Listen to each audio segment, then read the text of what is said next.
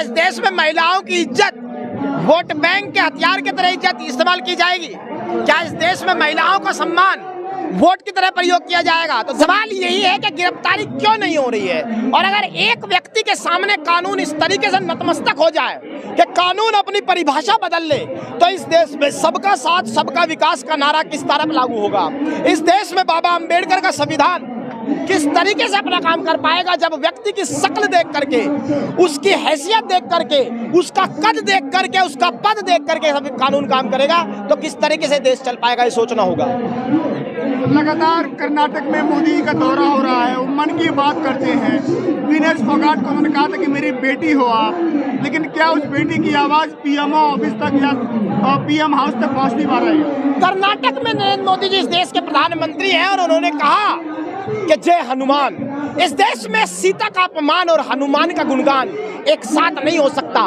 देश के प्रधानमंत्री दिल्ली में यह सुनिश्चित नहीं कर पा रहे हैं कि सीता को उसका सम्मान मिले, तो कर्नाटक की धरती पर हनुमान के गुणगान के मायने क्या बचेंगे? इस बात का जिक्र होना चाहिए, इस बात पर चिंतन होना चाहिए। इस देश में सीता का अपमान और हनुमान का गुणगान साथ नहीं हो सकता। दूसरी बड़ी बात, आप एक बात समझिए, इस देश की मंत्री स्मृति ईरानी जी, आज उन्होंने कहा कि द केरला स्टोरी को जो भी पार्टी, जो भी सरकार, जिस सूबे की सरकार बैन करेगी, वो माना जाएगा कि महिलाओं के खिलाफ है, महिलाओं के शोषण के साथ है।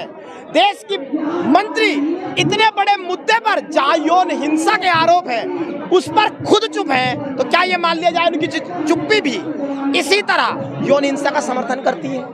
क्या ये मान लिया जाए कि इस देश की मंत्री के पास, जिन्होंने रोहित वेमुला के मुद्दे पर, रोहित वेमुला जैसे मुद्दे पर लोकसभा में कहा था कि मैं एक माँ हूं और मेरी ममता रोती है, क्या आज वो ममता नजर नहीं आ रही है? क्या वोट बैंक के छप्पर के तले ममता गायब हो गई? क्या इन बेटियों के विषय में वो आज बोल नहीं पा रही है? ये भी एक बड़ा सवाल है। अच्छा, ये बताइए कि क्या जनता का समर्थन इनको मिल रहा है? आरोप ये लग रहा है कि केवल जाट समुदाय के लोग आ रहे हैं, जाटों का आंदोलन होकर रह गया है। क्या आम जनता जो है उनके साथ आ रही है पैरवाने में? इंतजार कीजिए, जब जांच होगी तो वो 7 बच्चियां अलग अलग जातियों से आती है, वो अकेले किसी जाट समुदाय से नहीं आती। इनके साथ जनता का समर्थन है और वो हर माँ जो चौखट पर चूल्हा जलाती है वो इन बेटियों के साथ खड़ी है। जिस दिन कॉल होगी और जिस दिन इंसाफ की बात धरातल पर जिद कर करके लड़ी जाएगी, उस दिन हर माँ यहाँ नजर आएगी, ये भी हम दावा करते हैं। यूपी में कहते हैं कि योगी का बुलडोजर चल रहा है और ये अपराधी कहा जाता है कि यूपी से ही है। हाँ, देखिए, यूपी के डिप्टी सीएम ने कहा कि उत्तर प्रदेश में अपराधियों पर हम चुन के कार्रवाई करते हैं। अब वो चुनते कैसे? वो चुनते हैं, अपराधी से पूछते हैं, आप अपराधी हैं? जी हाँ। क्या किया है? बोला जी मैं तो आदमी मार देता हूँ, जिस तरह ब्रजभूषण शरण सिंह भी उनके हमरा कह रहे हैं कि मैंने एक आदमी को मार दिया। इसी तरह वो कह रहे हैं कि हम पहले पूछते हैं, पूछने के बाद अगर वो ये कह दे कि भारतीय जनता पार्टी का सदस्य हूँ, तो वो उस बात को शांत कर देते हैं, बुलडोजर का तेल खत्म हो जाता है। लेकिन अगर वो विपक्ष से हो, अगर वो नीतियों से असहमत हो, अगर वो असहमति की आवाज हो, तो उसको बुलडोजर से रोन दिया जाता है। शायद यही कारण रहा होगा कि भारतीय जनता पार्टी में होते हुए भी आजम खां के बारे में साहब कहते हैं कि वो जनता के नेता हैं। कोई आदमी योगी सरकार में आजम खां को जनता का नेता बना दे और उसके बाद भी उस पर कोई कार्रवाई ना हो, इसका मतलब तमाम सरकार, तमाम सिस्टम, तमाम चीजें एक व्यक्ति के आगे धराशायी हो गया है और इसीलिए हम लड़ाई लड़ रहे हैं। इतने बड़े खिलाड़ियों के ऊपर इन्होंने आरोप लगाया है, तो इस पे मोदी जी अब तक चुप क्यों है? देखिए, एक बात आप समझ लीजिए, शायद वोट बैंक का कोई कारण रहा होगा, नहीं तो ऐसा तो संभव नहीं है कि देश के प्रधानमंत्री को यह पता ही नहीं लग पाया कि उनके चौखट का द्वारपाल बदल गया। वो दरवाजा जो किसी द्वारपाल ने साक्षी मलिक के लिए लंच के लिए खोला था, आज उसका द्वारपाल बदल चुका है और वो दरवाजे अब इन खिलाड़ियों, इन बच्चों के लिए खुलते नहीं। प्रधानमंत्री को यह अगर पता हो कि उनका द्वारपाल बदल चुका है, बेटियों के लिए इस घर में कोई जगह नहीं बची है, पीएमओ के अंदर बेटियों का सम्मान, इंसाफ नहीं बन सकता, तो प्रधानमंत्री इस बात का पता कर ले कि वो द्वारपाल है कौन और किसने। क्या किसी वोट बैंक ने, किसी व्यक्ति विशेष ने या किसी एक्सटर्नल प्रेशर ने प्रधानमंत्री को चुप किया है? ये एक सवाल बनता है। मतलब प्रधानमंत्री मोदी भी देश के प्रधानमंत्री हैं, इतने कहते हैं कि शक्तिशाली प्रधानमंत्री है, वो भी किसी के दबाव में है। भाई एक बात आप मुझे बता दीजिए, प्रधानमंत्री को स्टोरी में लाया कौन? ब्रजभूषण शरण सिंह। उन्होंने कहा कि 3 व्यक्ति अगर मुझे कह दें तो मैं इस्तीफा दूंगा। पहला, नरेंद्र मोदी देश के प्रधानमंत्री, गृह मंत्री अमित शाह और भाजपा के अध्यक्ष जेपी नड्डा, इसका मतलब तमाम कानून की बातों की चिंता न करते हुए उन्होंने अदालत इस देश के प्रधानमंत्री को बना दिया। उनके एक स्टेटमेंट मात्र से अगर बेटियों को सुरक्षा मिल सकती है, कानून लागू हो सकता है, तो फिर वो क्यों नहीं कह रहे हैं, ये तो सवाल पूछा जाएगा। क्योंकि दरअसल जो आदमी इतना घनघोर है, जिस पर इतने बड़े अपराध हैं, टाटा जैसी धारा लग चुकी हो, पोक्सो जैसी FIR हो, वो आदमी अगर ये कह रहा है कि मैं अपने सारे अपराधों का सरेंडर नरेंद्र मोदी के एक वक्तव्य पे कर दूंगा, तो क्या देश के प्रधानमंत्री को ऐसा वक्तव्य जारी नहीं करना चाहिए जिससे अपराध खत्म हो जाए? तो सवाल तो ये भी उठता है ना कि फिर 24 में क्या वो व्यक्ति भाजपा को और नरेंद्र मोदी को नुकसान पहुंचा सकता है? देखिए, 24 का मामला 24 में देखा जाएगा। सुना है साहब के 50 कॉलेज चलते हैं अयोध्या से श्रावस्ती के बीच में, जहां वोट का एक कारोबार है, शायद इसीलिए कोई पॉलिटिकल प्रेशर काम कर रहा हो। ऐसा माना जाता है कि वो एक विशेष जात के नेता हैं और इसलिए मोदी जी शांत हैं। देखिए, हमें लगता है कि बेटियों का मामला है, अगर इसको जाति के रूप में, चाहे वो जात का विषय हो, चाहे किसी विशेष जाति का विषय हो, मुझे बताइए क्या इतना बड़ा मुद्दा था कि जिसको खींच दिया गया? सवाल इतना सा था, इस देश का कानून कहता है पोक्सो में इमीडिएट FIR के साथ गिरफ्तारी, सरकार ने नहीं की। उसके बाद अब तमाम चीजें आ रही है। मुझे एक बात बता दीजिए, कितना शर्मनाक विषय है कि गिरफ्तारी न करते हुए इन बैरिकेडिंग पर वेल्डिंग हो रहे हैं। किसको रोका जा रहा है? क्या इस देश में गांधी की तरह सम्मान के साथ सड़क पर अपनी मांग मनवाना भी बुरा हो गया है?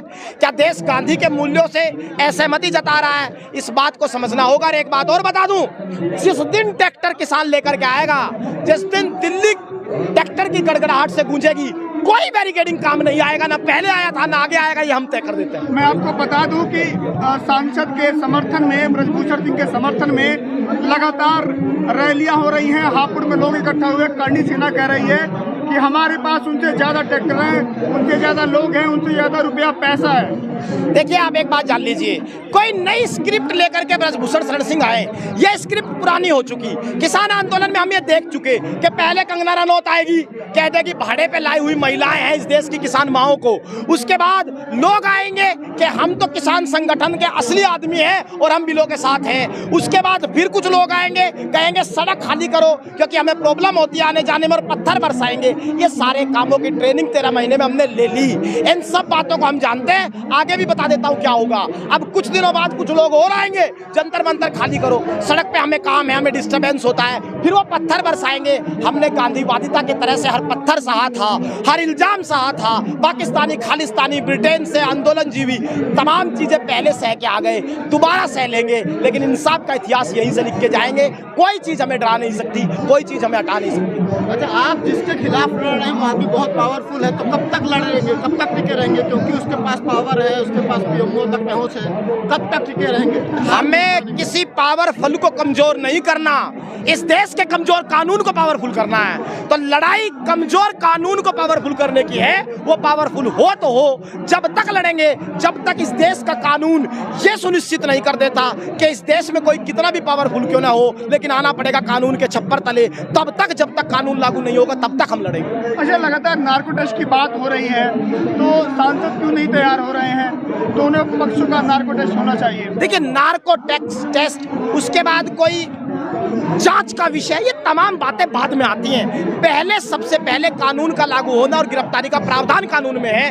पहले गिरफ्तारी करिए, उसके बाद जो जांच का विषय हो उस पर बात होगी। तो मतलब एक आदमी के सामने पूरी बीजेपी पार्टी सरेंडर कर चुकी है, मानते हैं? मैं आपसे पूछना चाहता हूं, इस देश में दुनिया की सबसे बड़ी पार्टी होने का दावा करने वाली भारतीय जनता पार्टी, जिसके पास 23 प्रवक्ता, 1410 पूरे देश में विधायक, 302 लोकसभा के सांसद हो, कोई एक व्यक्ति आकर के इस बात का जवाब दे दे कि कानून अपना काम क्यों नहीं कर रहा है? इतनी बड़ी पार्टी, इतने यशस्वी प्रधानमंत्री, इतने प्रखर वक्ता, इतने बड़े प्रवक्ता अगर इस बात पर चुप है, इसका मतलब सवाल जायज है और इसका कोई जवाब नहीं। जवाब एक ही है, ब्रजभूषण शरण सिंह सलाखों के पीछे, और ये जवाब आज नहीं तो कल मानना होगा, देना होगा। जिस व्यक्ति को कभी अटल बिहारी वाजपेयी ने चिट्ठी लिखी हो जी, जिस व्यक्ति को कभी इंदिरा गांधी ने एनकाउंटर से बचाया हो जी, लगता है उस नेता के खिलाफ ये पहलवान लड़ पाएंगे लंबी लड़ाई? बिल्कुल। सियासत का संरक्षण जिस व्यक्ति को मिलता रहा हो, मुलायम सिंह के कहने पर जो 2008 में भाजपा के खिलाफ ही वोट कर गया हो, इस बार ठीक फंस गया। इस बार लड़ाई सियासत से नहीं किसान से है। इलाज होगा और इस स्तर का इलाज होगा कि भविष्य में इस देश में ब्रजभूषण शरण सिंह पैदा नहीं होगा। ये इतिहास हम यहाँ से लिख के जाएंगे। सरेआम कहता है मैंने एक आदमी को गोली मारी है। सरेआम कहता है कि मैं बाहुबली हूँ। सरेआम कहता है कि मैं शिलाजीत की गोलियां खाता हूँ। सरेआम कहता है कि लड़कियां इस देश की नेशनल गोल्ड मेडलिस्ट मुझसे चिपक के खड़ी होती है। ये सारी चालाकी, ये सारी जिस तरह मुखर होकर बात कर रहा है, सारी निकल जाएगी। थोड़ा सा आंदोलन को चलने कह रहे हैं इसके पीछे विपक्षियों का हाथ है, कांग्रेस का हाथ है।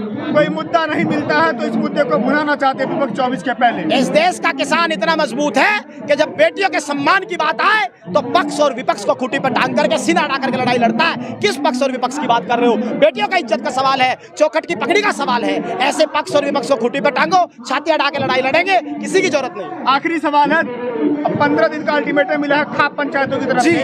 अगर 21 तारीख तक गिरफ्तारी नहीं होती फिर आगे क्या होगा? अगला पड़ाव आंदोलन का घोषित होगा और अगला पड़ाव ऐसा होता है, आप जानते हैं, जिसमें सरकार ने ट्रैक्टरों के आगे गड्ढे खोद दिए तो ट्रैक्टर हेलीकॉप्टर बन के गड्ढों के पार आया और दिल्ली में आकर गड़गड़ाने लगा। ऐसा ही इतिहास इस देश में फिर लिखा जाएगा अगर सरकार नहीं मानी तो। वो ट्रैक्टर भी यही है, वो किसान भी यही है, कोई कहीं नहीं।